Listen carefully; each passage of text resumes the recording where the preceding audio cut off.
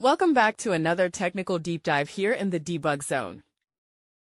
Today, we're tackling a big question and breaking it down with insights from other users. Hopefully, this clears up some misconceptions and helps you get the answer you need. So buckle up, stay a little curious, and let's jump right in.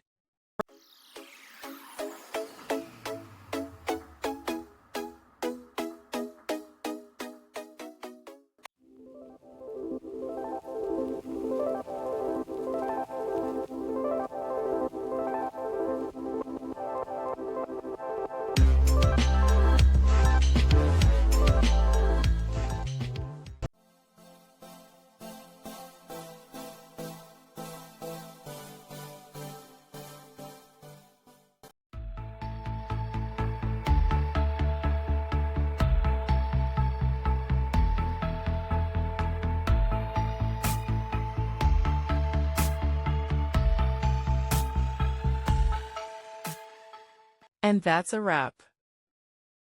I hope you found the answer you were looking for. If you did, take a second to hit that subscribe button. It really helps out. And let me know in the comments which solution worked best for you. See you next time in the debug zone.